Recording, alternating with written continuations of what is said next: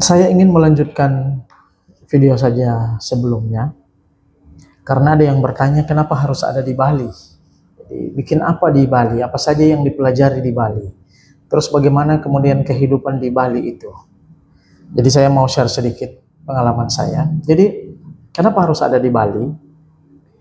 Seperti yang sudah saya sampaikan di video sebelumnya bahwa saya dan beberapa teman ada di Bali. Kami sementara mengikuti pelatihan untuk meningkatkan 4 skill, reading, writing, speaking, and listening, untuk bisa mendapatkan IELTS total band score 6,5 dan tidak ada band score untuk 4 skill ini di bawah 6. Jadi minimal 6. Nah, kami di sini juga di IALF Bali bukan hanya belajar tentang bagaimana bisa mencapai nilai IELTS itu, tetapi di sini juga kami dipersiapkan untuk bagaimana bisa settle ketika kami ada di New Zealand. Jadi kami juga diajar untuk akademik di sini, termasuk academic writing seperti apa, dan juga diajar tentang budaya. Jadi supaya tidak mengalami yang namanya culture shock ketika kita tiba di New Zealand. Nah, rutinitas kami di IALF Bali ini sebenarnya sama dengan mahasiswa juga yang lain.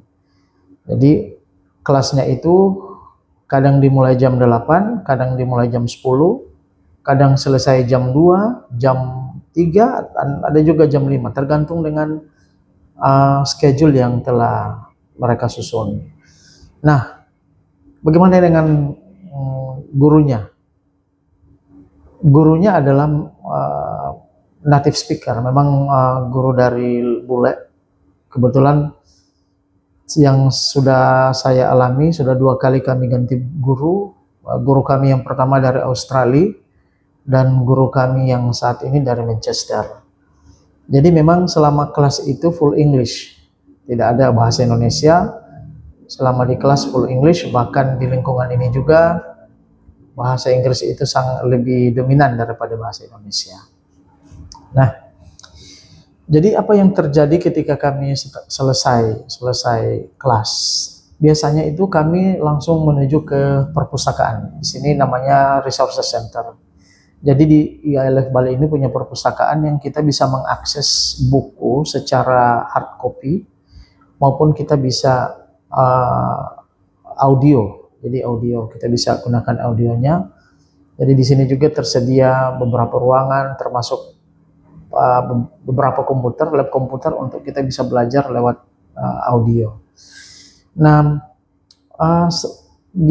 untuk proses belajar di sini seperti biasa juga, dosen memberikan tugas dan kita kemudian mau menyelesaikan tugas itu, kita bahas bersama-sama. Cuma memang konsepnya agak berbeda karena kami di sini masih difokuskan untuk IELTS dan juga persiapan akademik nanti.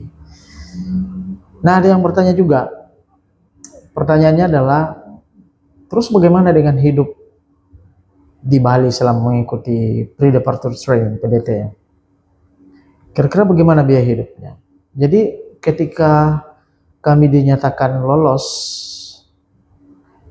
dan harus mengikuti pelatihan bahasa Inggris di Bali, itu pemerintah New Zealand memberikan tunjangan untuk kami hidup, untuk membayar kos, transportasi, dan makan. Jadi sebenarnya kalau secara hanya untuk survive biaya hidup di Bali itu sudah cukup dengan apa yang diberikan oleh pemerintah New Zealand. Jadi mereka mempersiapkan semua yang kita butuhkan supaya kita juga bisa nyaman selama kita menempuh pendidikan. Begitu juga nanti ketika akan ada di New Zealand, pemerintah akan siapkan semuanya dengan harapan bahwa tanpa kita bekerja pun kebutuhan kita bisa terpenuhi dan kita bisa berkuliah dengan nyaman. Jadi ini yang saya bisa bagikan sore hari ini, tapi saya mau ingatkan lagi teman-teman bahwa apalagi secara khusus teman-teman di Indonesia Timur, di Papua, Maluku Utara, NTT, juga NTB, Sulawesi, Minggu depan sudah bulan Maret.